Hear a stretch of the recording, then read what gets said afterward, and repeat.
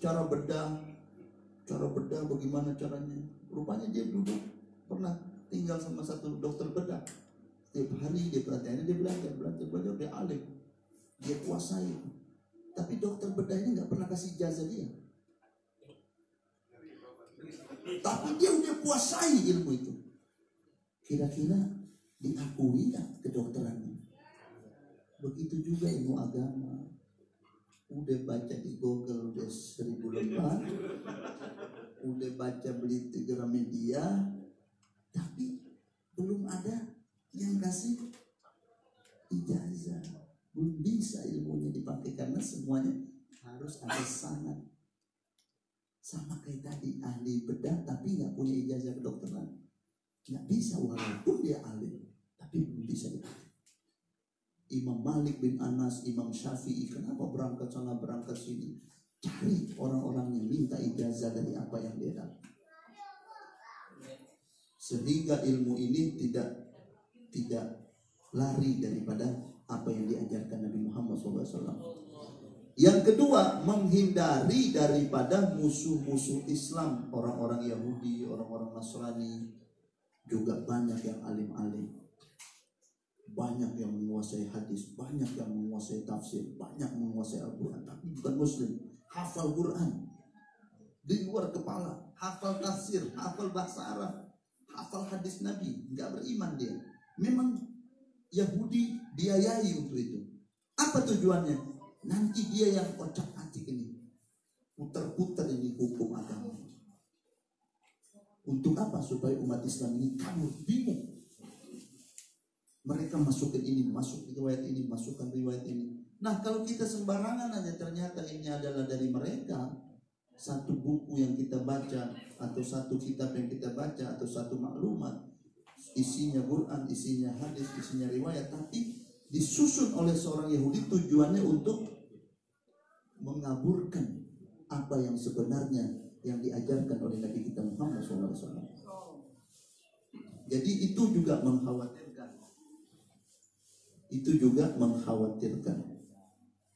Makanya perlunya sanad. Sanad sangat perlu sekali dan itu sangat mahal. Ada nanti saya sebutkan ini ijazahnya.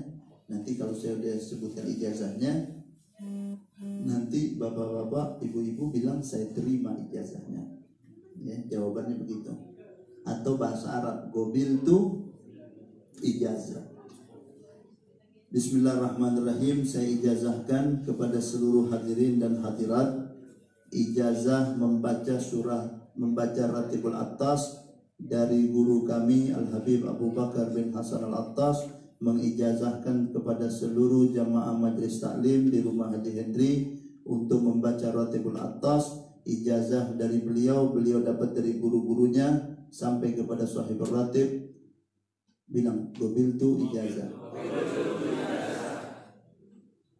Saya ulangi lagi. Ajaztukum kama ajaztukum fi qira'atir ratib bima ajaza Asy-Syaikh Al-Habib Abu Bakar bin Hasan Al-Attas. Al-Fatihah. Alhamdulillahirabbil alamin arrahmanir rahim maliki yaumiddin iyyaka na'budu wa iyyaka nasta'in ihdinas siratal mustaqim siratal ladzina an'amta 'alaihim ghairil maghdubi 'alaihim waladdallin amin. Kalau yang kasih ijazah ini namanya Habib Abu Bakar bin Hasan bin Abu Bakar bin Ahmad bin Muhsin bin Abu Bakar bin Ahmad bin Ali bin Husain ibn Sahibul Ratib Al-Habib Umar bin Abdurrahman Al-Attas. Abu Bakar bin Hasan bin Abu Bakar bin Abdullah bin Ahmad bin Muhsin bin Abu Bakar bin Ahmad bin Ali bin Husain bin Umar bin Abdurrahman Al-Attas. 11. Ya, yang ke-11. Kita yang ke-12. Ya. Dari kita sampai kepada Sahibul Ratib yang kedua 12. Nanti kita ajarin lagi anak kita kasih suruh baca ini. Nah, nanti kalau kita udah ada ijazah begini, kita baca tuh ada ruhnya nyambung. Bapak-bapak, jangan banyak amalan-amalan yang nggak jelas ya. Jangan beli buku di Gramedia, baca ini 5.000 kali, nanti kalau baca ini kita bisa ketemu sama Jibril misal. Jangan main baca-baca aja. Kesian orang-orang sekarang ini, orang-orang hatinya bersih, cetak, bisa dibeli sama siapa aja. Dulu tuh buku-buku itu nggak sembarangan keluar. Itu memang ada, tapi nggak sembarangan keluar. Nanti seorang mursyid, seorang guru, dia lihat ini, kasih ini. Bukan dijual sebagai umum. Karena apa? Karena kadar kita belum tentu mampu dan cocok membaca itu. Banyak orang salah thoriqah, akhirnya begini ya, ketika kita mengamalkan satu amalan, lalu kita merasa yang datang sama kita ini yang baik, ternyata seorang makhluk dari syaitan atau jin yang menyerupai di hadapan kita anggap, wah ini sudah hasil dari zikir saya, padahal ini mau merusak. Lalu jin dan setan ini karena amalan kita yang begitu banyak tanpa guru, lalu datang bisikan, datang perintah, nggak usah sholat lagi, kamu sudah masuk martabat yang cukup tinggi, kamu cukup, nggak usah sholat lagi. Karena dia merasa dia udah ketemu nih makhluk dan dia merasa kuat, dia pegang ini, akhirnya dia udah nggak sholat lagi. Karena dia udah merasa super, dia anggap kita semua tolol. Dia udah ketemu, padahal yang dia ketemu syaitan. Karena nggak ada guru yang bimbing, dia nggak tahu yang datang itu setan atau malaikat, jin yang baik atau jin yang jahat, nggak ada, dia nggak tahu. Dia main amal, datang jin yang nggak baik, kasih arahan yang nggak baik sama dia, akhirnya dia sesat. Banyak orang seperti itu, banyak. Makanya nggak usah sembarangan. Ini ratib aja pegang, ratib ini pegang. Biar berdarah daging sama kita. Ini kumpulannya luar biasa, sederhana, zikir-zikirnya gampang dihafal, gampang dibaca, tapi khasiatnya luar biasa. Luar biasa. Ini saudara Ami Ahmad. Beliau ini punya ibu suka baca ratib. Waktu gempa, tembok yang lagi ibunya berhadapan sama tembok ini jatuhnya ke sana. Tembok sebelah jatuhnya ke depan. Tembok di tempat dia lagi masak, di dinding dia lagi masak di sini. Dinding yang di depan dia jatuh ke sana waktu gempa. Dinding sebelah sama juga, satu jatuh kemari. Semua jatuh kemari, kecuali dinding di mana dia berdiri. Kalau dinding yang depan dia jatuh ke dia, mati. Amalnya apa? Rupanya baca ratib. Masya Allah, Allahumma sholli ala sayyidina Muhammad wa ala alihi. Jadi ibu-ibu, bapak-bapak, usahakan setiap hari bacanya ratib. Baca setiap hari. Nanti kalau sering dibaca, hafal tanpa buku, ibu-ibu bisa sambil di mobil baca. Lama-lama udah hafal luar kepala, nggak usah bawa buku lagi. Tapi untuk awal bawa aja terus. Ya, bawa pelan-pelan baca. Insya Allah dapat berkah. Apalagi sebelum kita baca ini, kita sudah diarahkan dalam kitab ini untuk membaca Fatihah dulu kepada yang menyusun ratib ini. Allah ya, mudah-mudahan dapat berkah semua.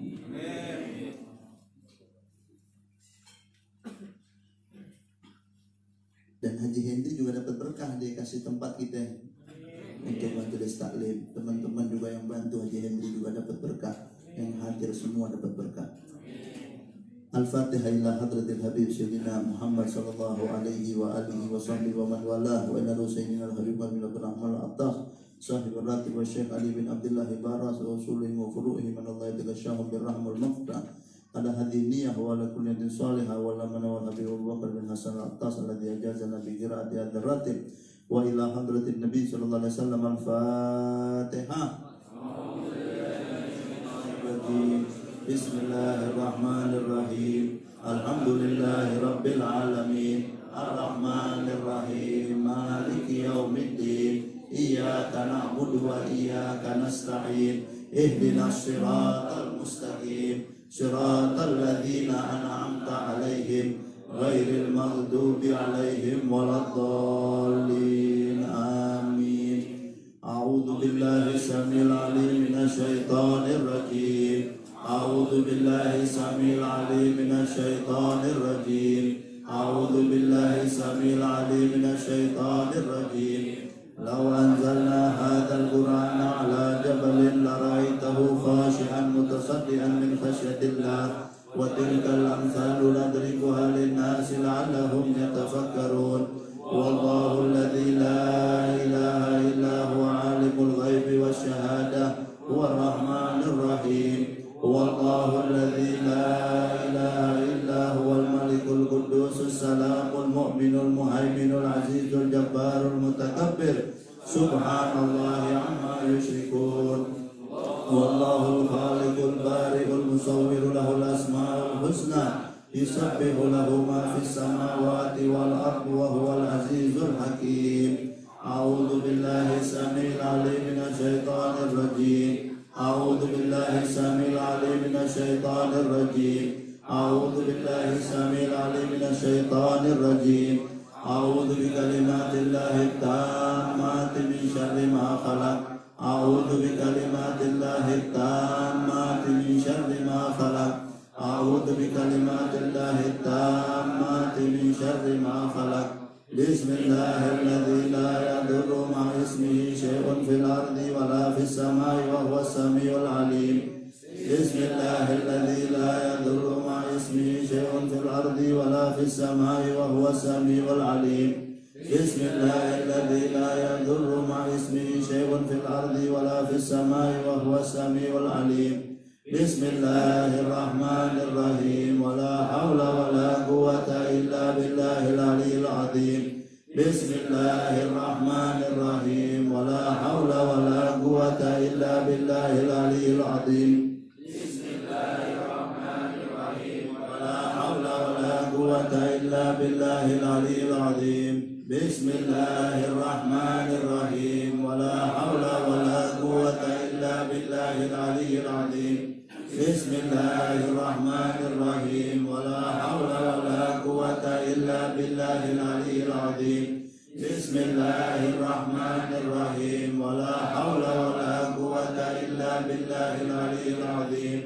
Bismillahirrahmanirrahim. Wa la haula wa la quwwata illa billahil 'aliyyil 'azim. Bismillahirrahmanirrahim. Wa la haula wa la quwwata illa billahil 'aliyyil 'azim. Bismillahirrahmanirrahim. Wa la haula wa la quwwata illa billahil 'aliyyil 'azim. Bismillahirrahmanirrahim. Wa la haula wa la quwwata illa billahil 'aliyyil 'azim. Bismillahirrahmanirrahim. Bismillahirrahmanirrahim. Bismillahirrahmanirrahim. Bismillahirrahmanirrahim. Bismillahirrahmanirrahim. Bismillahirrahmanirrahim. Bismillahirrahmanirrahim. Bismillahirrahmanirrahim. Bismillahirrahmanirrahim. Bismillahirrahmanirrahim. Bismillahirrahmanirrahim. Wa may yu'min billahi la khawfun 'alaihim. Bismillahirrahmanirrahim. Wa may yu'min billahi la khawfun 'alaihim. Bismillahirrahmanirrahim. Wa may yu'min billahi la khawfun 'alaihim. Subhanallahi 'azzallah. Subhanallahi jallallah. Subhanallahi 'azzallah. Subhanallahi jallallah. Subhanallahi 'azzallah. Subhanallahi jallallah. Subhanallah bihamdi. Subhanallahil 'azim. Subhanallah bihamdi. Subhanallahil 'azim. Subhanallah bihamdihi. Subhanallahil 'azim. Subhanallah walhamdulillah wa la ilaha illallah. Allahu akbar. Subhanallah walhamdulillah wa la ilaha illallah. Allahu akbar. Subhanallah walhamdulillah wa la ilaha illallah. Allahu akbar. Subhanallah walhamdulillah wa la ilaha illallah. Allahu akbar. Ya latifan bil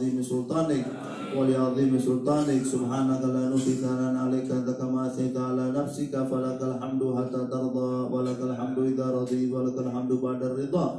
Allahumma salli wa sallim ala sayyidina Muhammadin fil awwalin wa salli wa sallim ala sayyidina Muhammadin fil akhirin wa salli wa sallim ala sayyidina Muhammadin fi kulli waqtin wa hin wa salli wa sallim ala sayyidina Muhammadin fil nabiyyin wa salli wa sallim ala sayyidina Muhammadin fil mursalin wa salli wa sallim ala sayyidina Muhammadin fil mala'il a'la ila yaumiddin wa salli wa sallim ala sayyidina Muhammadin hatta tarithal arda wa man 'alaiha wa anta khairul warithin. Allahumma inna nastaghfiruka wa nastaudi'uka adyanana abdanana anfusana wa amwalana wa ahlana wa kulla shay'in a'taitana. Allahumma ja'alna wa iyyahum fi kanafik wa amanik wa iyadhik min kulli syaitanin barid wa jabbarin 'anid wa dhi 'ainin wa dhi baghin wa min syarri kulli dhi syarr innaka 'ala kulli syai'in qadir.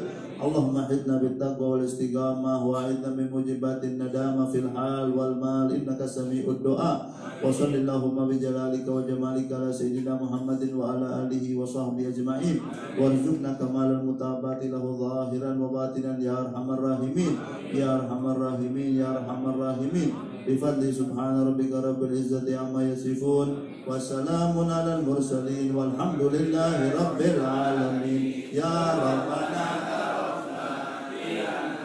arafna wa annana asrafna la laqha ashrafna fatub alaina tauba taksil kulla hauba wastur lana al-awrati wa amin rawati waghfir li walidina rabbi wa mauludina wal ahli wal ikhwani wasairil khillani wa kulli di mahabba aw ghiratin aw suhbah wal muslimina ajma'a bina rabbi fasma fadlan wajudan manna la biktisabim minna bil mustafa rasuli nahda bi kulli suli salla wa sallam rabbi alaihi adal habbi wa alihi wa sahbi adada tasis suhbi walhamdulillahi fil bad'i wat tanahi. Taqabbalallahu minkum taqabbal ya karim. Jadi kalau baca ya Allah biha ya Allah biha ya karim ya Allah bi husnul khatimah ini, kalau baca ini niatkan dalam hati biar panjang umur. Ya, sambil baca hati minta panjang umur. Ya Allah biha ya karim ya Allah bi husnul khatimah ya karim, itu hati minta panjang umur. Kemudian di halaman ke-11 ada tambahan, kalau kita khususnya kita habis sholat 5 waktu ini baca namanya zikir tauhid ya. Baca ini Abdul Dzikri fa'amannahu la ilaha illallah Muhammad Rasulullah 3 kali, la ilaha illallah Muhammad Rasulullah, la ilaha illallah Muhammad Rasulullah. Selesai la ilaha illallah Muhammad Rasulullah, baca la ilaha illallah 5 kali, la ilaha illallah, la ilaha illallah, la ilaha illallah, la ilaha illallah, la ilaha illallah. Baru baca Allahu Allah, Allahu Allah 25 kali. Allahu Allah, Allahu Allah, Allahu Allah, Allahu Allah, Allahu Allah. 5 jari ini 10, satu nafas. Allahu Allah, Allahu Allah, Allahu Allah, Allahu Allah, Allahu Allah. Allahu Allah, Allahu Allah, Allahu Allah, Allahu Allah, Allahu Allah. Udah berapa? 20. Tinggal 5. 3 jari ini. Di jari yang ketiga perhatikan, langsung sambung ke la ilaha illallah Muhammad Rasulullah. Allahu Allah, Allahu Allah, Allahu la ilaha illallah Muhammad Rasulullah 3 kali. Jadi yang ke-20, 21, 22, 23, 24, 25 itu begini bacanya.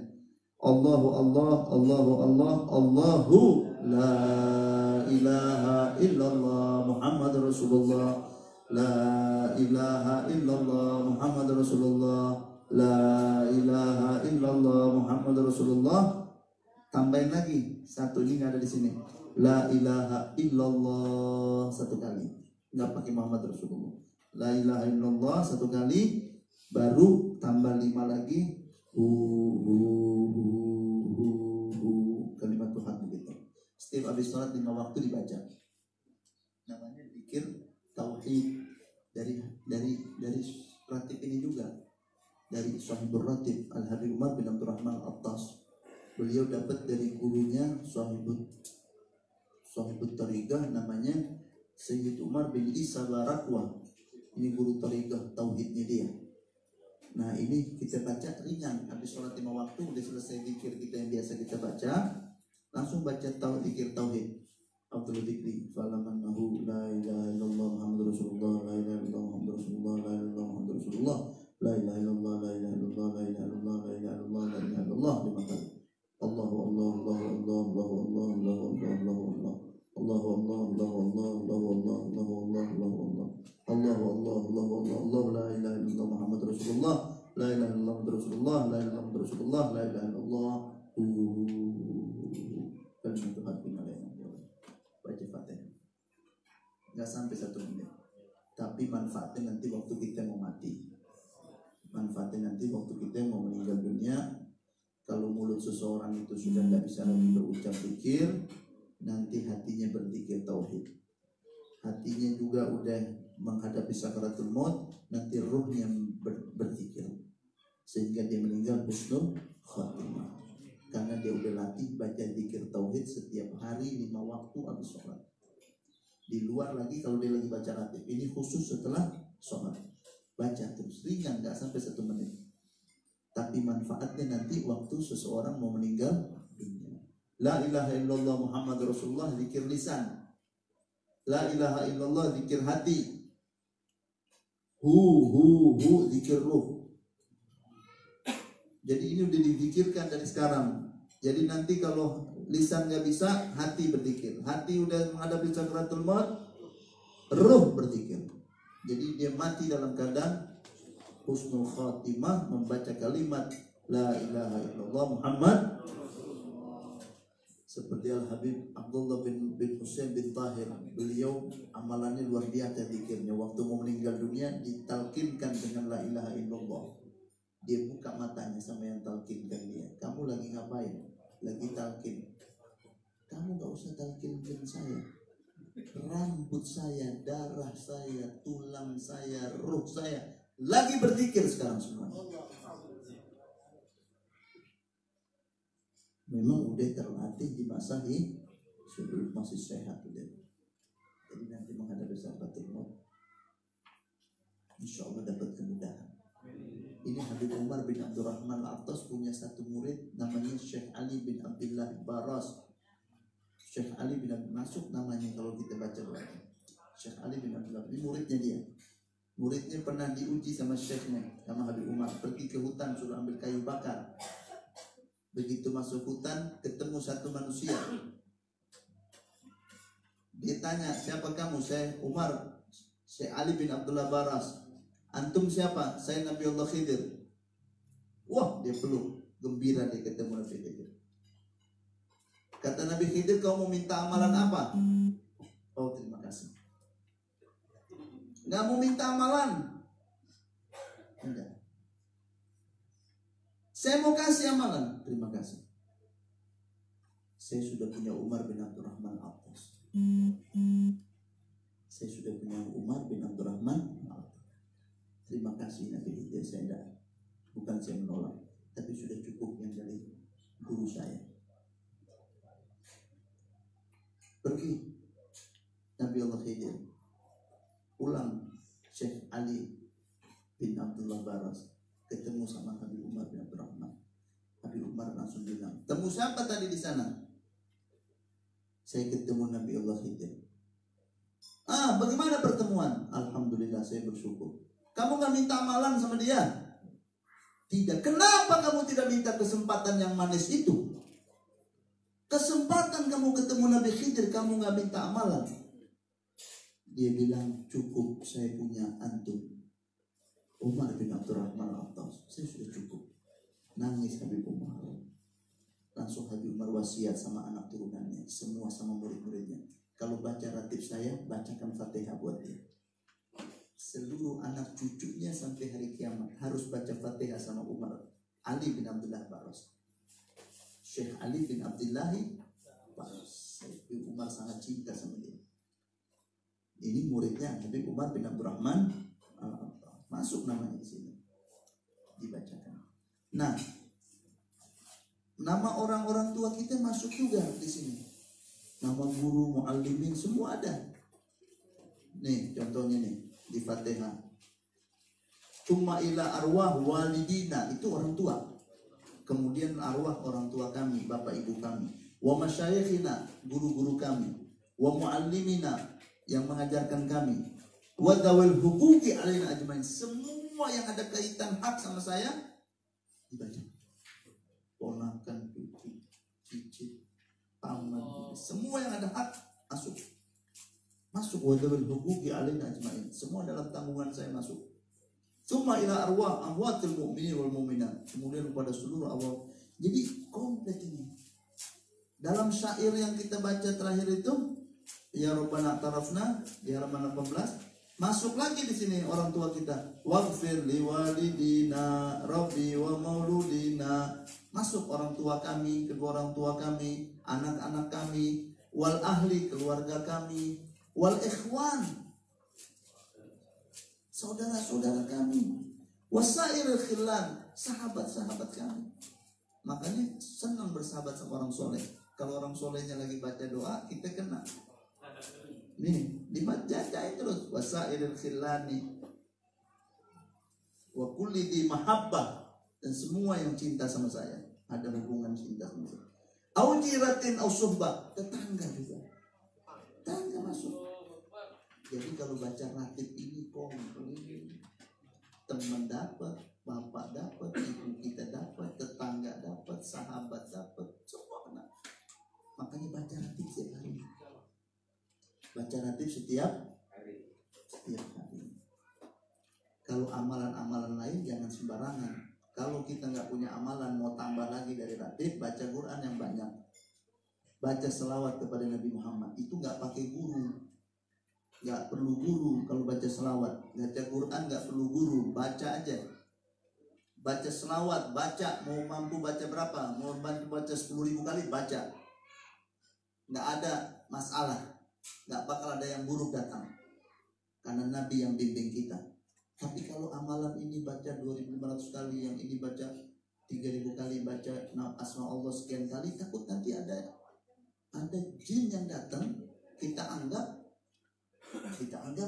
yang baik, padahal mau arahin kita, mau jerumusin kita. Tapi kalau selawat aman. Dalam selawat ada nama Allah. Baru pertama kita mulai selawat, udah sebut nama Allah. Allahumma sholli. Baru mulai, udah ada zikirnya. Jadi orang yang baca selawat sudah berzikir, sudah berselawat kepada Nabi. Allahumma sholli, udah baru mulai, udah nama Allah duluan. Jadi komplit kalau baca selawat, nama Allah, nama Nabi. Makanya tidak ada kadarnya kalau baca selawat. Makin banyak, makin bagus. Mudah-mudahan Allah berikan keberkahan. Allah jadikan buku ratib ini boleh dibawa pulang, Haji Hendri? Boleh bawa pulang. Bawa pulang, fotokopi lagi. Nah, fotokopi lagi biar anak-anak kita juga bisa baca. Simpan di rumah. Jangan disimpan buat kenang-kenangan. Dibaca. Pelan-pelan, ini hari saya belum bisa baca full Ustaz, baru bisa baca 2 lembar, gak apa-apa. Nah, nanti besoknya sambung lembaran berikutnya, sampai nanti kita udah bisa 1 buku selesai. Kalau awal gak apa-apa, saya cuma bisa baca halaman pertama sama kedua aja hari ini. Besok sambung kedua sampai ketiga, sambung lagi, gak apa-apa. Dicicil pelan-pelan sampai roh kita udah nyatu, ya. Baru nanti kita baca yang banyak sampai full, sekali duduk full. Kalau enggak apa-apa, nggak bisa, nggak apa-apa, pelan-pelan.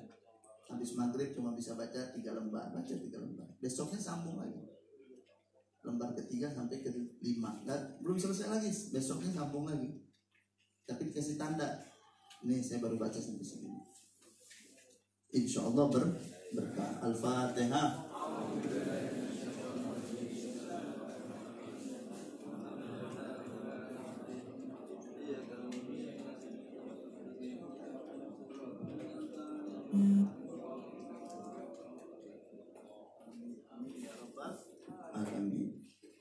Kita Kita membahas malam hari ini menyambung pembahasan kita bulan yang lalu tentang masalah ibadah haji.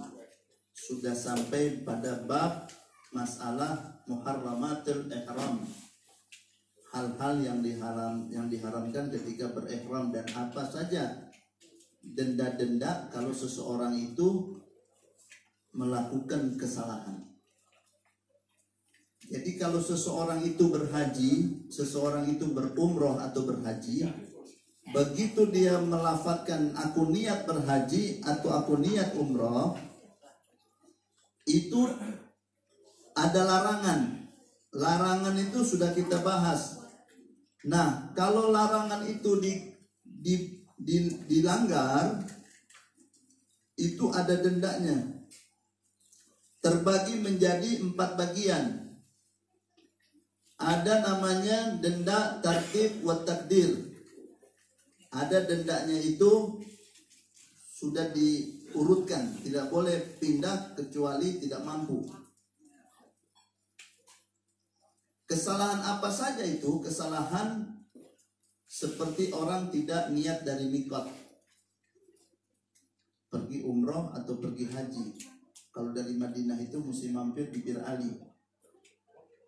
Busnya dia terus aja, atau dia naik taksi, udah bayar taksi mau ke Mekah, udah pakai baju ihram dia. Ternyata supir taksinya nggak mau mampir di mikot. Supir taksinya langsung ngebut mau masuk Mekah. Nggak terasa udah 2 jam kita tanya sama supirnya, kok belum nyampe mikot? Dia bilang mikot udah lewat. Balik, nggak mau saya. Ini banyak supir-supir taksi umum begini. Kecuali kita udah deal duluan. Kadang-kadang kita nggak deal duluan, dia nggak mau mampir. Dalam kondisi seperti ini berarti kita niatnya bukan dari mikot. Kita niatnya udah mau masuk Mekah, udah melewati mikot. Itu ada dendanya. Dendanya namanya dam tartib wa takdir. Apa itu dendanya? Harus potong kambing 1 ekor. Kalau nggak mampu potong kambing 1 ekor, baru boleh puasa 3 hari.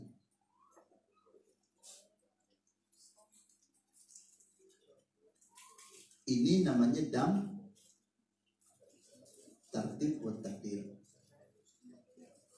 Tidak boleh dia puasa sebelum dia nggak mampu potong kambing. Kalau dia ada duit untuk potong kambing, harus potong kambing. Kalau dia nggak mampu, baru dia boleh puasa. Ini berurutan. Sama juga dam tamattu. Orang yang berhaji niatnya umroh dulu baru haji. Sampai di Mekah dia lakukan umroh, tahallul. Nanti 5 hari kemudian atau 1 minggu kemudian pergi Arafah, niat lagi haji. Ini namanya tamattu. Nah, tamattu ini juga kena dam. Namanya dam tartib wa takdir. Nggak boleh dia puasa sebelum dia potong kambing tidak mampu. Kalau dia mampu potong kambing, harus potong kambing. Kalau nggak mampu potong kambing, baru puasa salasatun fil hajj wa sab'atun idza raja'tum. 3 hari di Mekah, 7 hari nanti udah sampai di Indonesia. Jadi total puasanya 10. Ini namanya dam tamattu. Seluruh jamaah haji Indonesia itu semuanya tamattu. Dari Malaysia, dari Indonesia, dari mana-mana hajinya haji tamattu. Apa itu haji tamattu? Sampai di Mekah, umroh dulu. Habis umroh potong rambut, pakai baju bebas. Nanti seminggu lagi mau hari haji, dia pakai lagi ihramnya untuk haji. Ini namanya tamattu, mendahului umroh dari haji. Ini ada damnya ini, namanya dam tamattu. Apa dam tamattu? Dam tamattu itu dam takdir wa takdir. Tidak boleh dia pindah kecuali dia nggak mampu. Pertama potong kambing, tidak mampu potong kambing, puasa. Puasanya 3 hari di Mekah, 7 hari nanti udah sampai di Indonesia. Ustadz, saya mau puasa aja, saya nggak mau potong kambing. Ada duit nggak? Nggak ada. Boleh. Ustadz, saya mau puasa, nggak mau potong kambing. Ada duit nggak? Ada. Oh, nggak boleh beli kambing. Karena ini nggak boleh pindah kecuali tidak mampu. Ada lagi tartib wa ta'dil. Tidak boleh juga pindah. Tapi kalau misalnya tidak mampu, pindah ke berikutnya atau disetarakan. itu adalah pelanggaran orang yang berhubungan suami istri sementara berpakaian ibadah umroh atau haji. Belum selesai di Mina, belum melontar, baru habis niat haji, belum selesai Mina, belum selesai melontar, belum selesai tawaf, masih berpakaian ihram, berhubungan suami istri. Ini hajinya batal. Ya kan? Hajinya batal. Tapi udah batal hajinya, nggak boleh ganti baju.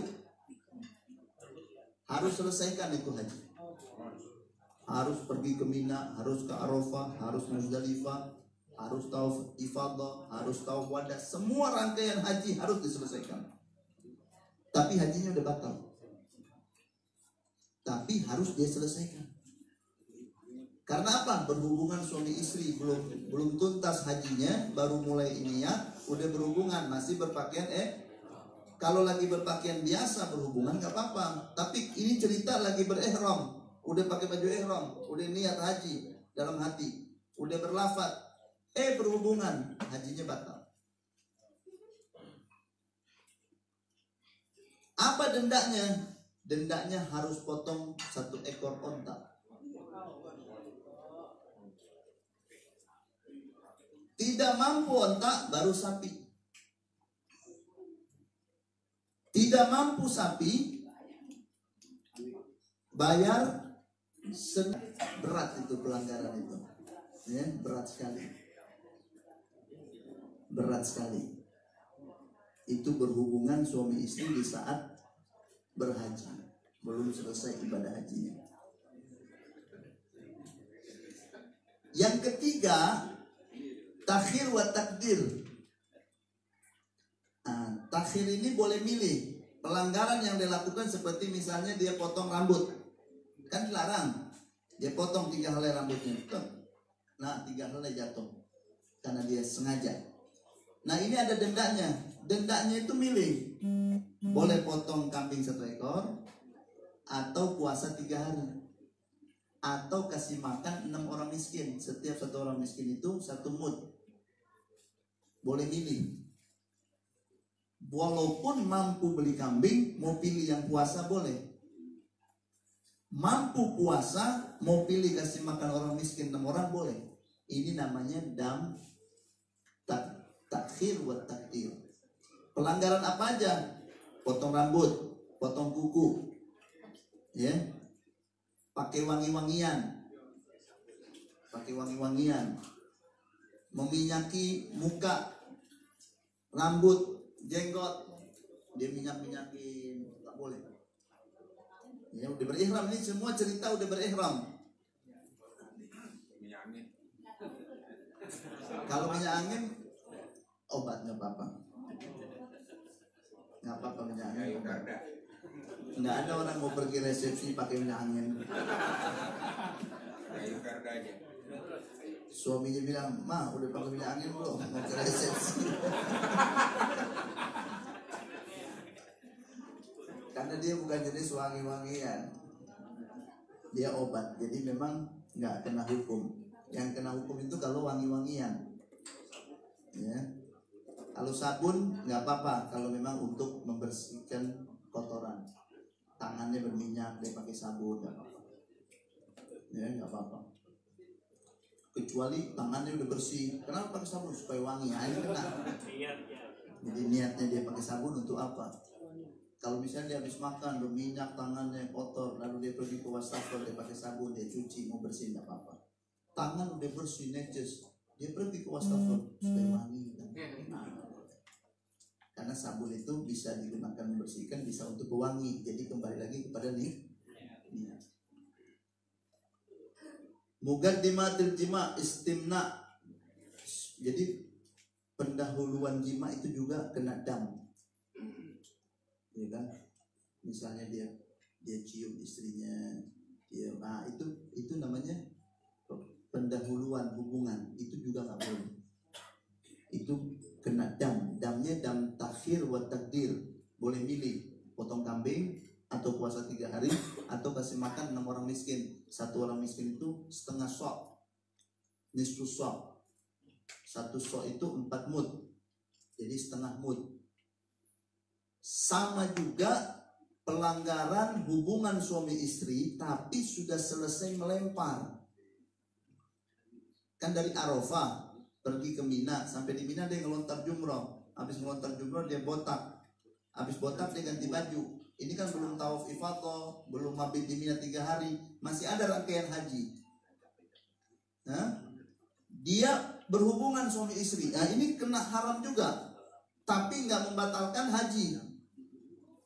Yang membatalkan haji itu yang belum tahallul, belum melontar, belum tawaf haji, udah berhubungan.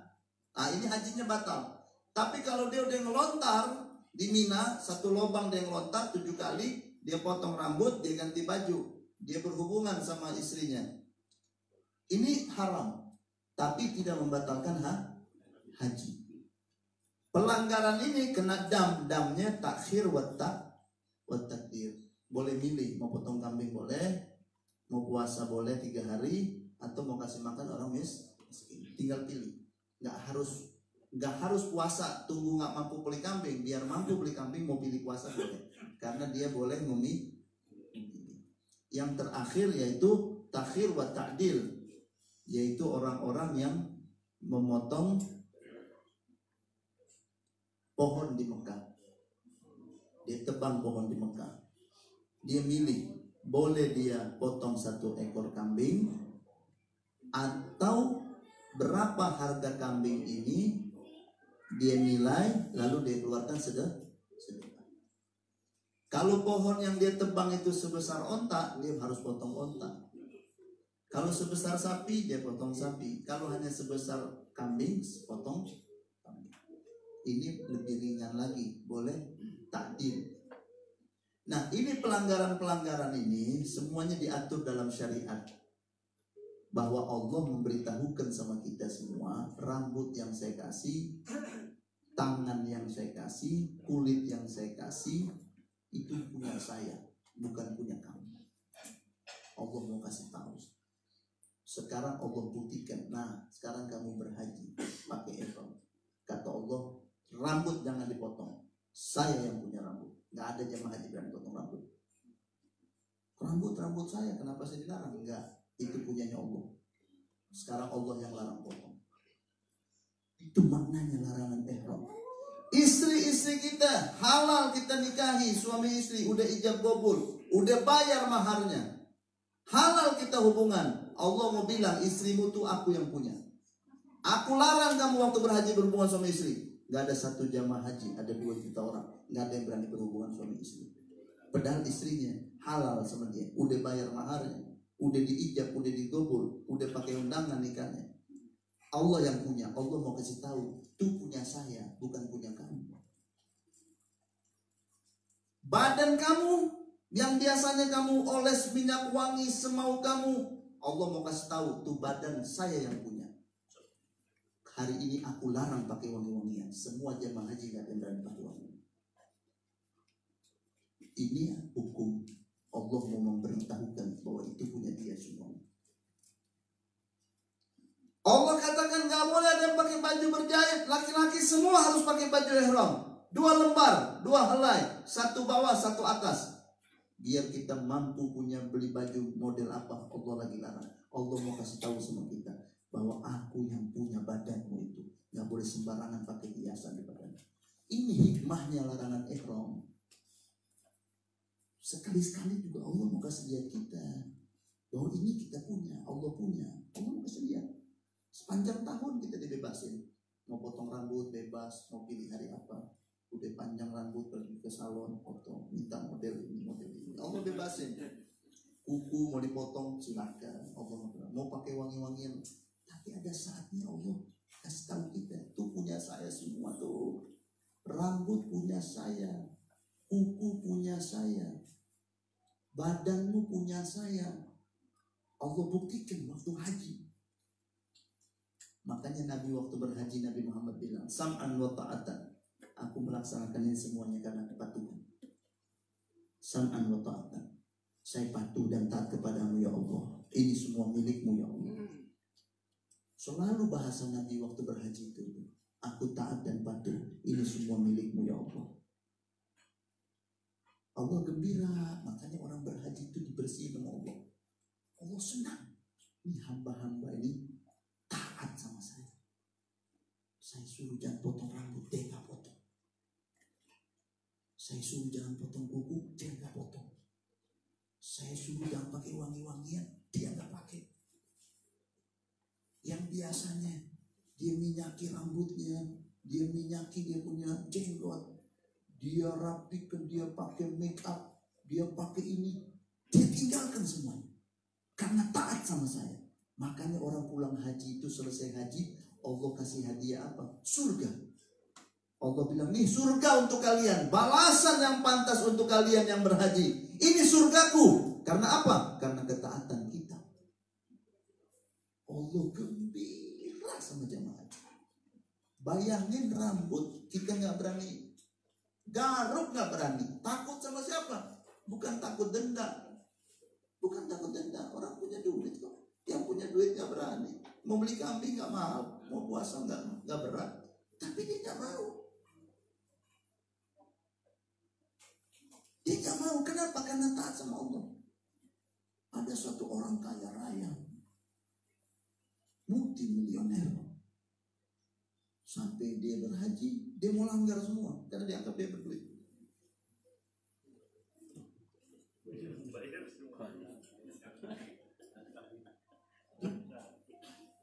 Dia mau melanggar. Dia bilang, berapa harga kambing? Sekian. Udah, saya mau pakai celana panjang aja. Pokoknya saya bayar semua. Kita bilang, Pak, minta maaf. Kalau pakai celana panjang mesti puasa. Ah, bukannya aturannya bayar. Bayar kambing? Enggak. Kalau buat Bapak enggak bayar kambing, puasa. Karena kita tahu dia berat puasa. Kalau kita bilang bayar kambing, dia bayar. Dia anggap dia banyak dolarnya. Di mau dia langgar, mau pakai wangi-wangian gitu, belanjanya semua puasa, Pak. Supaya ada titik cerah. Baru saya kasih tahu, Pak, ini larangan, tujuannya bukan masalah denda.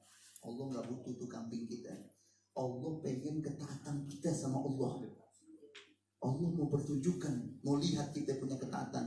Rambut yang kita miliki selama ini boleh kita potong kapan aja. Hari ini Allah larang, kita taatnya. Kalau kita taat, Allah sayang. Badan yang setiap hari kita pakai wangi yang mahal, hari ini Allah larang. Mau satu semprot aja nggak boleh kena badan.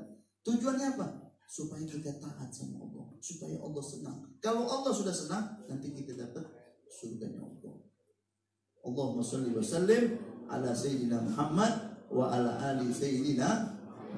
Jadi disitulah hikmahnya ibu-ibu, bapak-bapak, daripada larangan-larangan ketika orang dalam keadaan berhaji dan berumroh. Jadi dalam tahapan haji dan umroh itu ada tahallul namanya. Semua larangan ini akan bebas kembali setelah tahallul. Tahallul itu pertama melempar jumrah. Tanggal 10 Zulhijjah, hari lebaran. Lempar jumrah yang pertama 7 batu. Selesai melempar 7 batu, langsung kita cukur rambut kita. Mau 3 helai paling sedikit, paling bagus seluruh kepala. Ini namanya tahallul pertama. Lalu kita pergi lagi ke Ka'bah, tawaf haji. Habis tawaf sa'i, ini namanya tahallul kedua. Seluruh larangan ihram itu sudah bebas. Yang tadinya nggak boleh bersetubuh sudah boleh. Yang tadinya nggak boleh pakai wangi-wangian sudah boleh. Yang tadinya kita nggak boleh potong kuku udah boleh. Yang tadinya nggak boleh potong rambut sudah boleh. Yang tadinya nggak boleh pakai berjahit sudah boleh. Kenapa? Sudah tahallul. Ada tahallul pertama, ada tahallul kedua. Kalau umroh, tahallulnya hanya 1 kali. Setelah tawaf, sa'i, langsung potong rambut. Itu tahallul. Habis tahallul, semua sudah bebas. Nabi Muhammad tahallulnya botak. Sebagian sahabat tahallulnya hanya potong rambut. Lalu dilihat sama Nabi Muhammad. Ada yang botak, ada yang potong rambut sedikit. Langsung Nabi angkat tangan. Allahumma arham muhalligin. Semoga Allah berikan kasih sayangnya kepada orang-orang yang botak.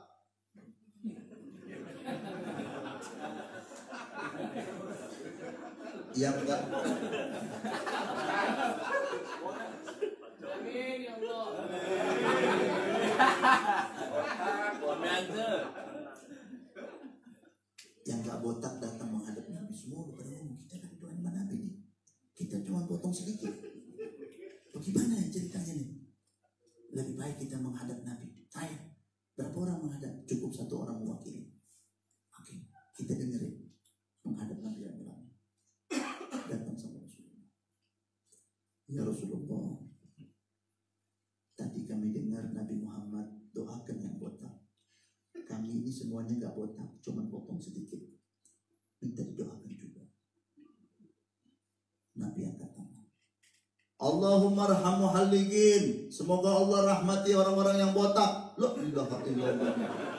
Didoain lagi yang botak, kita belum. Ya Rasulullah, kami yang muqassirin, yang cuma memendekkan. Angkat tangan Nabi Muhammad. Allahumma arham muhalligin wal muqassirin. Semoga Allah rahmati yang botak dan yang memendekkan. Yang botak dapat 3 doa, yang memendekkan dapat 1 doa. Jadi kalau nanti insya Allah besok lusa kita haji, khusus laki-laki, kita botak supaya dapat doa Nabi Muhammad yang 3 kali.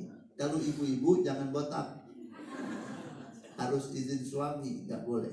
Ibu-ibu cukup memendekkan, tapi dari seluruh rambutnya ambil begini, dikepal begini seluruh rambutnya, ambil sepanjang ruas jari, potong semuanya. Itu selevel sama seperti botak. Bagi perempuan botak itu levelnya cukup hanya memotong sepanjang ruas jari dari seluruh rambutnya. Jadi dia kumpulin rambutnya, dia potong ujungnya. Kalau laki-laki botak, botaknya juga ingat jangan pakai mesin. Kalau pakai mesin itu memendekkan, belum masuk level botak.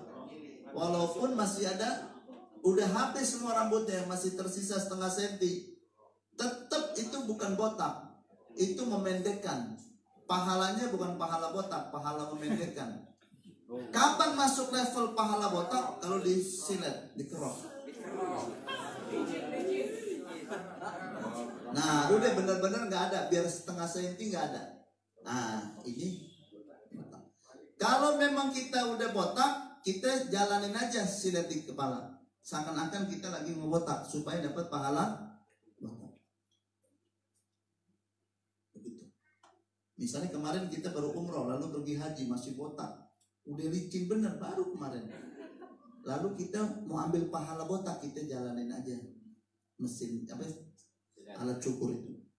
Seakan-akan kita botak supaya ambil pahala botak. Nabi Muhammad waktu berhaji, ibu-ibu, waktu Nabi Muhammad berhaji, Nabi Muhammad itu potong onta, tahu nggak berapa ekor? 100 ekor. Kan hari korban itu haji. Tanggal 10 itu kan hari korban. 10 Zulhijjah itu. Habis ngelontar itu kita di Indonesia lagi potong kambing. Jamaah haji habis ngelontar itu, yang mau berkorban itu potong, ada yang kambing, ada yang sapi, ada yang onta. Itu pas harinya. Nabi hari itu setelah beliau melontar, beliau potong korban 100 ekor onta punya Rasulullah pribadi. 100 ekor onta Nabi Muhammad udah beli. Nabi Muhammad langsung umumkan, wahai para sahabatku, ini onta-onta 100 ekor punya saya akan korbankan di hari-hari raya Idul Adha ini. Aku korban ini 100 ekor onta bukan buat saya sendiri. Aku niatkan umat saya yang gak mampu berkorban, saya niatkan buat mereka. Itu Nabi Muhammad punya sayang sama sahabat, sama umatnya. Bukan buat Nabi, kalau buat Nabi sendiri cukup aja 1 ekor kambing. Tapi Nabi mau korbankan sama sahabat-sahabat yang tidak mampu. Begitu Nabi Muhammad umumkan, Nabi mau potong itu onta, sahabat katakan, ya Rasulullah, nanti kami yang bantu untuk menyembelih. Kata Nabi, tidak, saya sendiri. Begitu Nabi menyatakan Nabi sendiri yang mau sembelih onta itu rupanya dengar. 100 ekor onta itu datang menghampiri Nabi Muhammad, antri kasih lehernya di depan Nabi. Disaksikan sama seluruh jamaah haji. Semua sahabat lihat perilaku onta itu. Semuanya ngasih leher di depan Nabi. Gak ada yang tarik, gak ada yang dorong, gak ada yang ikat.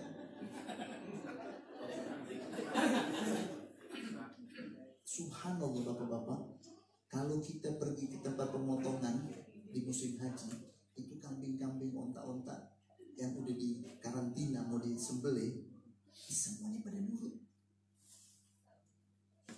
Mereka rela, ikhlas mau disembelih. Yang gak nurut biasanya yang di sini. Sapi udah dipegang sama, wah, dia gak ikhlas mau dipotong, dia gak mau. Ada yang gitu macam-macam. Makanya kalau mau potong sapi, kita ngomong sama sapi-sapi, kamu ini saya mau korbankan untuk Allah. Ini hari raya korban besok. Kamu saya mau sembelih untuk Allah, bukan untuk saya. Karena Allah untuk Allah.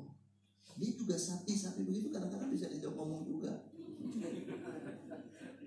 Bisa. Kambing, kalau kita mau potong kambing, kita jangan ngomong. Kambing, kamu saya mau sembelih, anak saya akikah. Ya, besok saya sembelih untuk akikah anak saya, namanya Fulan bin Fulan. Ya, kambing ya. Ngomong aja, dia dengar. Dia juga punya telinga, dia juga punya nurani, dia punya faham, dia binatang juga faham. Wah, binatang faham dia ngomong. Makanya Nabi bilang, kalau sapi ini onta ini saya mau korbankan. Sapi itu dengar, onta itu dengar. Cuman karena Nabi yang mau korban, sapi berebut, onta berebut. Saya duluan ya Rasulullah. Kalau dia bisa ngomong, dia dengar sahabat, itu bahasanya saya lebih dulu berebut. Akhirnya Nabi Muhammad mulai sembelih satu lagi, 2, 3, 4, 5, 6, 7. Sama tangannya Nabi sendiri yang potong. Sudah 10, 15, 20 ekor, 30 ekor, 40 ekor. Nabi sendiri. Nabi umur berapa waktu itu? 63 tahun. Kita jangan ada bayangan Nabi 63 tahun udah lemah. Nabi Muhammad dari umur muda sampai tua kekuatan gak pernah berkurang. Tenaga gak pernah kurang. Umur bertambah, tenaga gak pernah bertambah. Beda sama kita. Kita makin bertambah umur, tenaga makin kurang. Dulu bisa lari 2 kilo. Kalau dia cerita, saya dulu masih muda. Bunuh itu saya naik. Sekarang nggak bisa lagi. Kalau Nabi nggak pernah menurun. Kekuatan tidak pernah menurun. Di badan nggak ada keriput. Semua orang kena keriput, Nabi nggak kena keriput. Tetap badannya keras, kulitnya keras, matanya, pendengarannya, telinganya, semua tidak berkurang sedikit pun, walaupun umur bertambah. Ini keistimewaan Nabi kita Muhammad. Kalau penyakit keriput itu semuanya kena. Udah muka aman dari keriput karena make upnya udah dijaga, kena di leher. Asal ini udah penyakit manusia, fitrah manusia, udah begitu fitrahnya. Kalau umur bertambah, makin tua, nggak bisa lari dari keriput. Kalau Nabi Muhammad nggak ada keriput. 63 tahun tetap tenaga nggak berubah. Dalam satu riwayat Allah berikan kekuatan Nabi Muhammad itu tenaga 40 laki-laki perkasa. Itu di badannya Nabi Muhammad. Udah 40 ekor ini masih Nabi sendiri. 45 ekor, 50 ekor, 55 ekor, 60 ekor masih Nabi sendiri.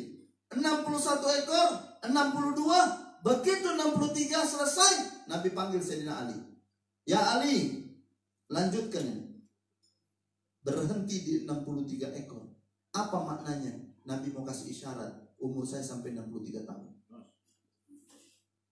Itu di haji terakhir, namanya haji wada, haji perpisahan.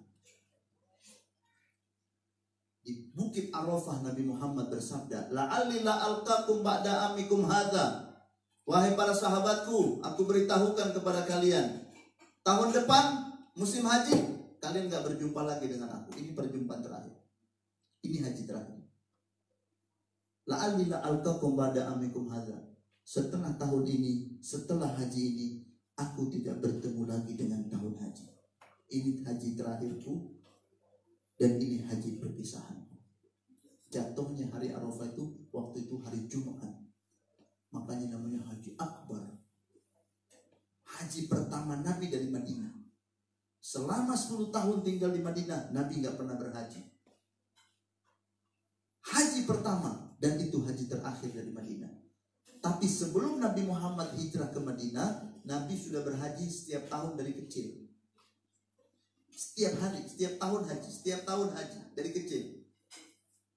Tapi waktu pindah ke kota Madinah tidak pernah berhaji kecuali 1 kali. Dan itu haji pertama dari Madinah dan itu haji penutupan. Sayyidina Ali datang ambil pisau atau pedang yang diserahkan sama Nabi, lanjutkan. Sisa berapa ekor?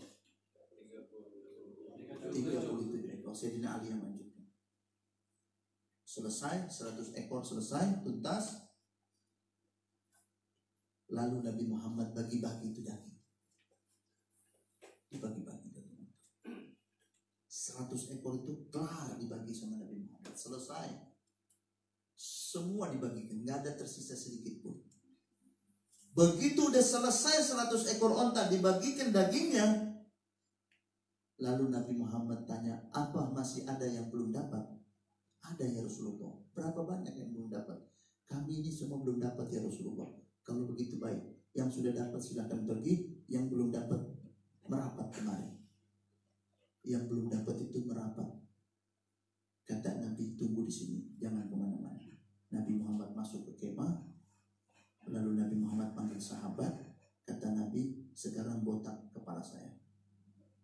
Dibotak rambutnya Nabi. Selesai semua, udah rambutnya Nabi dibotak sama sahabat. Nabi Muhammad keluar bawa rambutnya. Kata Nabi, yang belum dapat daging maju satu-satu, dikasih rambut.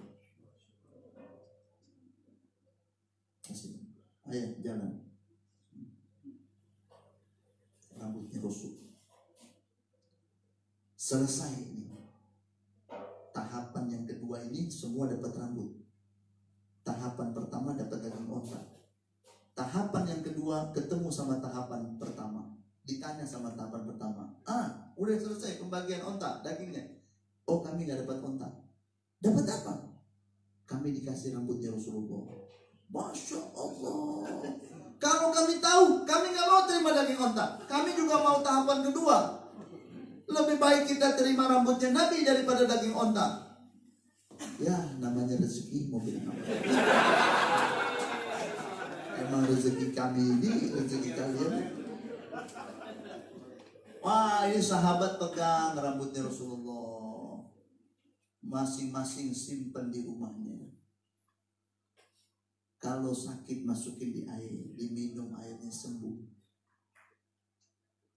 Sahabat pada pesan waktu udah pada tua, pesan sama anaknya, nak, kalau ayah meninggal, ini rambut Rasulullah, ayah pernah dapat dari Nabi. Masukkan di rambut Rasulullah ke kafan ayah, supaya kalau malaikat munkar nakir datang, dia lihat ini rambut Rasulullah, dia permudah aku. Akhirnya rambut Nabi Muhammad banyak tertanam di dalam kubur karena pada wasiat. Gak usah lagi bilang rambutnya Nabi, bajunya Nabi yang ada dalam rumah setelah Nabi Muhammad wafat. Kalau orang sakit datang ke rumahnya Siti Aisyah, datang sama Siti Aisyah, kami minta diobati nih, udah kemana tabib udah gak mempan nih, anak nih tetap sakit. Kata Siti Aisyah, tunggu sebentar. Masuk Siti Aisyah, ambil bajunya Nabi, kasih masuk di air, masukin di air, dicelup, diangkat, suruh minum, sembuh. Apalagi rambutnya Rasulullah. Habis rambutnya Nabi sama sahabat pada dikubur, berpengen dimasuk dalam kubur dengan kafannya. Ada yang minta masukin di lidahnya. supaya pertanyaan munkar nakir aman. Ada yang tersisa sedikit tersisa. Ada di Yaman, satu helai di Yaman, di satu perkampungan namanya perkampungan Zabid. Itu ada rambut Rasulullah tersisa satu, disimpan sama satu keluarga di Zabid turun temurun. Dan kalau kita datang mau melihat rambutnya Nabi, kita datang disuruh duduk dulu, baca selawat, baca berzanji. Begitu pas mahal qiyam, pas waktu berdiri, dia mampir dari kamarnya, dia keluarin itu rambut Rasulullah tertutup dengan kain, dia bungkus, kita cium, kita lihat.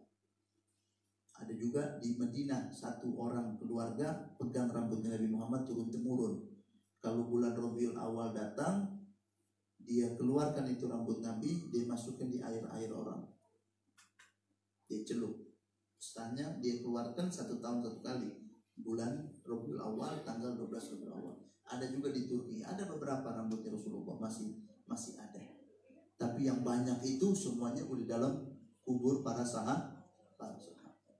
La ilaha illallah Muhammad Rasulullah. Mudah-mudahan Allah berikan keberkahan kepada kita. Allah panjangkan umur kita, Allah sehatkan badan kita, dan mudah-mudahan berkat pelajaran haji yang kita pelajari di majelis ini, mudah-mudahan nama kita semuanya sudah terpanggil untuk bisa melaksanakan ibadah haji bersama istri kita, anak-anak kita, keluarga kita, turunan kita, semuanya bisa melaksanakan kewajiban Islam yang kelima, yaitu melaksanakan ibadah haji. Allahumma barik lana fi Rajab wa Sya'ban wa balighna Ramadan wa yu'inuna 'ala siyam wal qiyam. Sallallahu alaihi sayyidina Muhammad wa ala ali sayyidina Muhammad walhamdulillahi rabbil alamin. Masih ada waktu kan nih? Masih. 5-10 menit kita sambung lagi tentang sejarah junjungan kita Nabi Muhammad SAW. Sudah sampai sejarah Rasulullah. Kita baca Fatihah dulu. Al-Fatihah. Bismillahirrahmanirrahim. Alhamdulillahirabbil alamin arrahmanir rahim maliki yaumiddin. Iyyaka na'budu wa iyyaka nasta'in ihdinas siratal mustaqim siratal ladzina an'amta 'alaihim ghairil maghdubi alaihim waladdallin. Amin amin ya rabbal alamin. Jadi tembok rumah, lantai, tanah, ini senang kalau kita bahas ini. Yang kita bahas Nabi Muhammad, syariatnya Nabi, ajarannya Nabi, senang. Allah senang, malaikat senang. Kalau kita ada hajat, ada kebutuhan, Allah nggak tutup mata, pasti Allah kasih. Karena kita menyenangkan Allah. Yang kita pelajari ajarannya Nabi Muhammad, Allah yang turunkan. Ini ajaran haji, ajaran umroh, ajaran wudhu, ajaran sholat. Ini prosesnya Allah turunkan Jibril, malaikat yang termulia, untuk turun membawa syariat ini kepada manusia termulia. Lalu kita duduk malam-malam baca, sampaikan ini. Pasti Allah cinta sama kita. Yakin Allah pasti cinta. Dan gobul semua hajat-hajat kita, insya Allah. Semua yang punya hajat di majelis ini, insya Allah hajatnya gobul. La ilaha illallah Muhammad Rasulullah. Pembahasan yang kedua tentang sejarah Rasulullah sudah sampai pada Nabi sudah berada di kota Madinah. Jadi begitu Nabi sampai di kota Madinah, Nabi Muhammad kan menentukan membangun masjid itu dengan duduknya onta itu. Onta itu duduk berdiri, duduk berdiri, duduk berdiri. Nah, kata Nabi, di sini saya bangun masjidnya. Ternyata onta ini punya radar. Mana tempat yang punya kandungan air yang bagus, di situ dia duduk. Jadi kalau mau tahu nih daerah ini mana kandungan air yang bagus, biar aja onta cari berjalan. Kalau dia duduk, dia selalu duduk di tempat di bawahnya itu ada, dia ada radarnya. Nabi Muhammad membaca ini, memang benar. Di dalam masjid Nabi Muhammad itu dulu ada sumur, namanya Zam-Zam Madinah. Kualitasnya seperti Zam-Zam. Itu itu sumurnya Siti Fatimah Zahra ada di situ. Cuma nggak tahu zaman ini udah ditutup, banyak sumur yang sudah ditutup. Karena pelebaran masjid, karena perluasan masjid, sumur-sumur banyak yang ditutup. Kata Nabi, di sini saya bangun masjidku. Lalu Nabi Muhammad tinggal di rumahnya, sementara di rumah yang dihadiahkan oleh Raja Tuba. Berapa lama Nabi tinggal di rumah itu? Ada riwayat 7 bulan. Ada riwayat hanya 1 bulan. 2 riwayat. Ada riwayat Nabi Muhammad di rumahnya Raja Tuba, yang dihadiahkan Raja Tuba, yang ditempati oleh Abu Ayyub al-Ansari. Di situ Nabi Muhammad 7 bulan. Ada riwayat hanya 1 bulan. Praktek Nabi membebaskan tanah yang diduduki onta. Kata Nabi, ini tanah milik siapa? Ini milik anak yatim. Siapa? Nabi Muhammad banyak. Kata Nabi, mari kita bangun masjid. Di situ ada kubur-kubur tua, digali, dipindahkan. Lalu dibangun masjid. Begitu pembangunan masjid pertama, rupanya yang kerja keras, yang paling banyak turun tangan itu satu sahabat namanya Ammar bin Yasir. Ammar bin Yasir. Nabi lihat dia paling semangat bangun masjid. Dari seluruh sahabat, pembangunan masjid pertama yang paling semangat Ammar bin Yasir, diperhatikan sama Nabi. Nabi ini kan semua dikasih porsi-porsinya. Begitu diperhatikan sama Nabi, Nabi Muhammad katakan, li Ammar bin Yasir ajran walakum ajr wahid. Khusus untuk Ammar bin Yasir, dia dapat 2 pahala. Kalau kalian semua dapat 1 pahala. Memang dia paling kerja keras. Nabi Muhammad juga ikut bantu. Nabi ikut mengangkat. Sampai Nabi Muhammad badannya juga kena debu, ikut membantu. Kata sahabat, ya Rasulullah, duduk manis saja, nanti kami yang bangunin masjid. Kata Nabi, tidak, saya juga mau turun tangan. Sampai berdebu badannya Nabi, kena pasir, kena debu, kena tanah, angkat batu, bantu Nabi Muhammad dalam membangun masjid. Lalu orang-orang Ansor berkata, la in ga'adna wan nabi yaf'al inna hadha amalun mudallal. Kalau kami duduk manis, banyak istirahat, sementara Nabi Muhammad banyak bekerja, ini perbuatan kami, ini perbuatan yang gak baik. Disyairkan sama kepala suku Madinah untuk menggerakkan massa, jangan banyak santai. Ini Nabi Muhammad bekerja, masa kita banyak santai. Kalau kita banyak santai, Nabi banyak bekerja, ini gak benar. Begitu Nabi dengar ini syair, Nabi Muhammad angkat doa. Allahumma arham muhajirin wal ansar. Semoga Allah berikan rahmat untuk muhajirin dan orang-orang ansar. Rame-rame kerja bakti bangun masjid, selesai masjid dibangun. Atapnya tahu nggak pakai apa?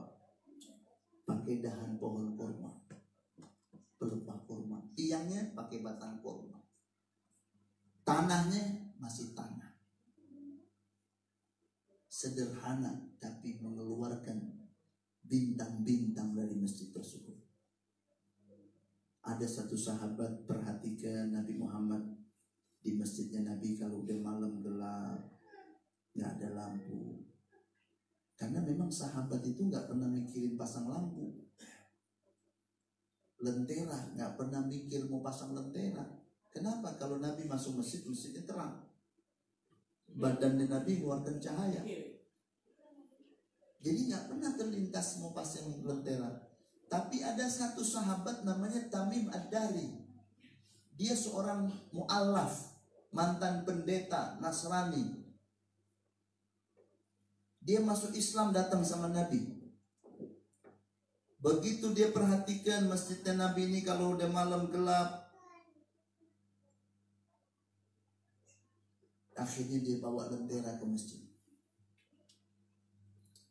Dialah orang pertama yang bawa lentera ke masjid. Dia gantung di masjid. Masjid terang. Masuk Nabi Masjid udah terang benderang. Nabi Muhammad tanya, ini kerjaan siapa nih? Kerjaan siapa ini? Sahabat bilang, Tamim Ad-Dari ya Rasulullah. Panggil dia. Dipanggil sahabat Tamim. Kamu yang pasang ini lentera? Benar ya Rasulullah. Kenapa dipasang lentera? Supaya terang benderang di masjid ya Rasulullah. Kamu orang pertama yang punya ide ini. Wahai sahabatku, aku doakan kamu. Kalau kamu nanti masuk dalam kuburmu nanti waktu kamu mati, aku doakan kuburmu terang benderang. Sebagaimana engkau terangi masjidku ini, Allah terangi nanti kuburmu. Dialah orang pertama yang membawa lampu di dalam masjid. Jadi semua orang yang pasang lampu pada dalam masjid, Tamim Ad-Dari dapat pahalanya. Karena dia pertama. Kalau kita beli bohlam di lampu kita pasang, Tamim ada sahamnya. Ada sahamnya. Dia orang pertama. Semua yang mengajak kebaikan kalau diikuti, yang mengajak itu dapat, kata Nabi, tidak berkurang sedikit pun pahalanya. Tamim Ad-Dari ini ahli ibadah, bapak-bapak, ibu-ibu. Kuat tahajud, kuat baca Quran. Dalam riwayat 3 hari khatam, 3 hari khatam. Dia dipanggil dengan panggilan Aba Rugayyah. Dia punya anak hanya satu perempuan, namanya Rugayyah. Dia dipanggil julukan di Madinah, Aba Rugayyah, ya Aba Rugayyah. Kuat puasa, kuat tahajud, kuat bangun malam, kuat baca Quran. Dia punya kelebihan ini Tamim Ad-Dari. Dia satu-satunya sahabat yang pernah bertemu dengan Dajjal. Sebelum dia masuk Islam, dia berlayar. Dia berlayar 30 orang dalam perahu. Begitu dia berlayar, ini kapalnya ini dibawa angin, digoncang ke sana, habis ini dibawa ke sana, nggak selesai, nggak bisa mendarat sama sekali selama 1 bulan di laut. Digoncang-goncang sama angin. Dulu kan masih pakai layar, jadi tergantung angin. Ini angin nggak pernah bisa bawa ke daratan. 1 bulan. Dia cerita sama Nabi Muhammad. Dia cerita sama Rasulullah, ya Rasulullah, 1 bulan saya terombang ambing di laut. Kami ada 30 orang ya Rasulullah. Waktu kami terombang ambing di laut, setelah 1 bulan, tiba-tiba kapal kami ini merapat ke satu pulau. Pulau itu dikelilingi laut. Pulau kecil. Begitu merapat, malam-malam, tunggu pagi. Begitu pagi kami turun dari kapal kami. Kami pergi ke pulau itu. Begitu kami sampai di pulau itu, tiba-tiba ada satu makhluk. Badannya ini ditutupi dengan bulu. Sampai pinggulnya, badannya semua bulu.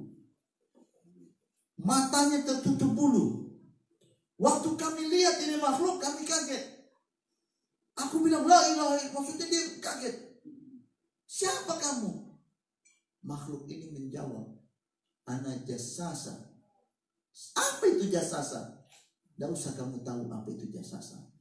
Pergilah kalian ke kuil di sebelah sana. Itu ada kuil di situ. Masuklah ke kuil itu. Ada seseorang di dalam kuil itu.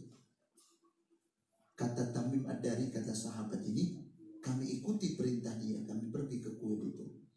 Begitu kami masuk di kuil itu, kami dapat satu orang dalam keadaan terbelenggu. Ini rantai semua.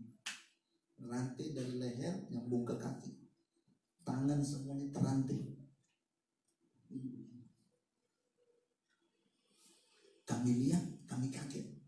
Kami bilang, mana anda? Lalu yang terantai terbelenggu ini menjawab, kalian siapa? Kami adalah rombongan 30 orang. Kami terombang ambing di laut selama 1 bulan. Dan tadi malam kapal kami ini sandar di pulau ini. Tadi pagi kami ketemu satu makhluk. Badannya penuh dengan bulu. Tertutup badannya dengan bulu. Makhluk itu berkata kepada kami untuk masuk ke kuil ini. Ternyata di kuil ini ada kamu. Kamu siapa? Lalu yang terbelenggu ini bertanya, aku mau tanya sama kalian, apakah seorang yang bernama Muhammad telah lahir? Oh, kalau Nabi Muhammad sudah lahir. Dia seorang nabi. Dia lahir di Mekah dan saat ini sudah berada di Madinah. Banyakkah pengikutnya? Banyak pengikutnya. Tersenyum ini makhluk. Ditanya sama Tamim Ad-Dari, kenapa kamu kelihatan gembira? Aku gembira karena masa dikeluarkan aku sudah dekat. Dengan diutusnya Nabi itu berarti masa aku dilepas dari rantai ini tidak lama lagi. Siapa kamu? Ana Masihud Dajjal. Aku Masihud Dajjal. Siapa Masihud Dajjal itu? Nanti kamu bakal tahu siapa aku. Tersenyum saja Dajjal. Gak lama lagi saya keluar. Kalau aku sudah keluar, 1 bulan bumi ini rata, aku kuasai. 2 negeri yang aku gak bisa masuk, wahai Tamim, Mekah dan Madinah. Setiap aku mau masuk, ada malaikat yang jaga. Aku gak bisa masuk tembus di 2 negeri itu. Tapi selain 2 negeri itu, aku kuasai dalam 1 bulan. Nanti kamu bakal tahu siapa saya. Ini cerita Tamim Ad-Dari kepada Nabi. Begitu dia selesai bercerita, Nabi umumkan semua sahabat masuk masjid. Rame-rame sahabat masuk masjid. Kata Nabi, wahai para sahabat, hari ini aku mau beritakan kepada kalian. Ini Tamim Ad-Dari telah masuk Islam. Tapi aku mau beritakan kepada kalian, cerita yang aku ceritakan kepada kalian tentang Dajjal sama seperti apa yang dilihat oleh Tamim Ad-Dari. Apa yang pernah aku cerita kepada kalian tentang Dajjal sama seperti yang diceritakan oleh Tamim Ad-Dari. Tamim Ad-Dari lah yang membawa cerita Dajjal dan dia bertemu dengan Dajjal. Dia di satu pulau. Ada orang bilang kalau sekarang ini pulaunya namanya Sukatra. Tapi wallahu a'lam. Ya, cuma tanda-tandanya saja. Ada satu pulau di Yaman namanya Pulau Sukatra. Itu pulau masuk negara Yaman, tapi bahasa bukan bahasa Yaman. Makhluk-makhluk yang ada di situ banyak aneh. Bentuk ayamnya, bentuk burungnya beda. Tumbuhan yang ada di negeri itu beda. Dan anehnya, pulau itu nggak banyak tersentuh orang. Padahal pulau itu indah, tapi kurang sentuhan orang. Ada beberapa orang bilang, wallahu a'lam, ini kan riwayat, katanya Dajjal di situ dipenjarakan. Tapi nanti masa keluarnya Dajjal itu sudah tidak lama.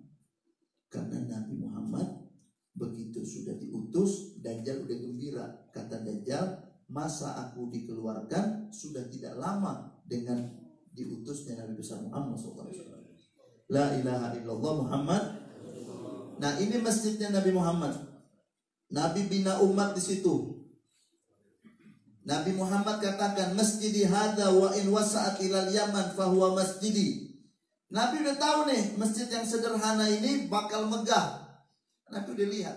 Filmnya udah dilihat sama Nabi Muhammad. Filmnya udah dilihat nih, masjid saya bakal begini, bakal lebar, bakal.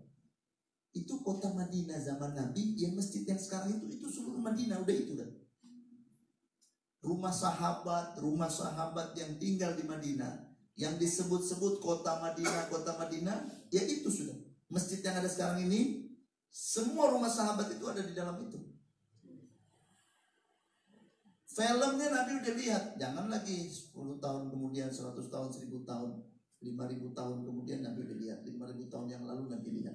Makanya Nabi Muhammad bersabda, masjid hadza wa in wasa'at ilal Yaman. Masjidku ini sekalipun diperluas sampai ke Yaman, tetap masjid aku. Artinya pahala sholatnya tetap sama, pahala iktikafnya sama.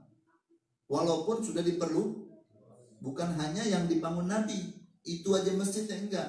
Nabi udah bilang, walaupun diperluas, tetap itu semuanya masjid. Masjid hadza wa in wasa'at ilal Yaman fahuwa masjidi. Di sebelah masjid itu Nabi Muhammad bangun rumah.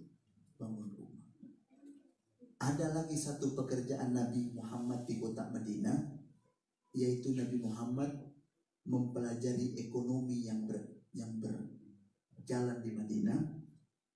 Nabi melihat ekonomi perdagangan dikuasai sama Yahudi. Maka tahapan kedua Nabi Muhammad setelah bangun masjid, apa yang dibangun sama Nabi? Nabi Muhammad bangun pasar. Tahu nggak pasar yang dibangun Nabi Muhammad? Luasnya 5 hektar. Nanti insya Allah panjang umur, sehat walafiat, bulan depan kita bahas tentang pasar pertama yang dibangun oleh Nabi Muhammad SAW.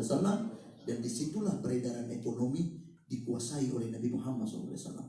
Berpindah dari tangan Yahudi ke tangan kaum muslimin wal muslimat. Bukan hanya bangun masjid, tapi Nabi Muhammad juga membangun pasar. Apa nama pasarnya? Bagaimana kegiatan dalam pasar? Siapa kepala pasar? Insya Allah bulan depan kita bahas. Al-Fatihah.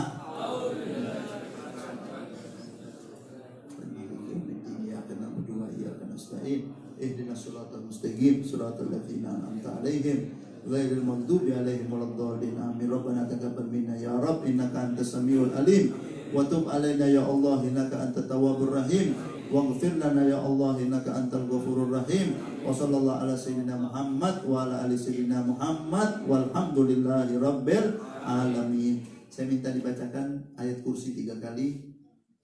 Bismillahirrahmanirrahim.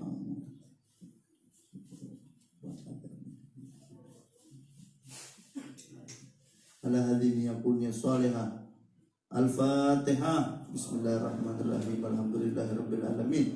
Ar-Rahmanir-Rahim. Maliki yaumiddin. Iyyaka na'budu wa iyyaka nasta'in. Ihdinas siratal mustaqim. Siratal ladzina an'amta 'alaihim ghairil maghdubi 'alaihim waladdallin. Amin. Allahu la ilaha illa huwal hayyul qayyum. La ta'khudhuhu sinatun wa la nawm. Lahu ma fis samawati wa ma fil ardh. Man dzal ladzi yashfa'u indahu illa bi idhnihi. Ya'lamu ma baina aydihim wa ma khalfahum wa la yuhituna bi syai'in min 'ilmihi illa bima syaa'. Wasi'a kursiyyuhu as-samawati wal ard wa la ya'uduhu hifdhuhuma wa huwal 'aliyyul 'azim. Allahu la ilaha illa huwal hayyul qayyum. La ta'khudhuhu sinatun wa la nawm. Lahu ma fis samawati wa ma fil ard. Man dzal ladzi yashfa'u indahu illa bi idhnihi. Ya'lamu ma baina aydihim wa ma khalfahum ولا يحيطون بشيء من علمه إلا بما شاء. وسع كرسيه السماوات والأرض ولا يؤوده حفظهما وهو العلي العظيم. الله لا إله إلا هو الحي القيوم. لا تأخذه سنة ولا نوم. له ما في السماوات وما في الأرض. من ذا الذي يشفع عنده إلا بإذنه. يعلم ما بين أيديهم وما خلفهم ولا يحيطون بشيء من علمه إلا بما شاء. وسع كرسيه السماوات والأرض ولا يؤوده حفظهما وهو العلي العظيم. اللهم اغفرني من شر Wassalamualaikum warahmatullahi wabarakatuh. Alhamdulillahi rabbil alamin. Sebelum kita tutup, mari bersama-sama kita membaca salam. Assalamualaikum. Ya Rasulullah. Assalamualaikum. Ya Aba Fatimah. Assalamualaikum. Ya Jaddal Hasan. Assalamualaikum. Ya Jaddal Husain. Assalamualaikum. Ya Jaddal Zainab. Assalamualaikum. Assalamualaikum. Ya Sayyidata Fatimah binti Rasulillah. Assalamualaikum. Ya Ummal Hasan. Assalamualaikum. Ya Ummal Husain. Assalamualaikum. Ya Ummal Zainab. Assalamualaikum. Ya Ummal Mu'minin. Ya Sayyidata Khadijah binti Khuwailid. Assalamualaikum. Ya Umma Fatimah. Assalamualaikum ya Ummah Rasulillah. Assalamualaikum ya Sayyidata Aminah binti Wahab. Assalamualaikum ya Amirul Mukminin ya Ali bin Abi Talib. Assalamualaikum ya Abul Hasan. Assalamualaikum ya Abul Husain. Assalamualaikum ya Aba Zainab. Assalamualaikum ya umat Muhammad fi masyarikil ardi wa magharibiha al ahya minkum wal amwat wa rahmatullahi wa barakatuh. Al-Fatihah ila Rasulil Musarraf wa rahmatin Nabi. Al-Fatihah.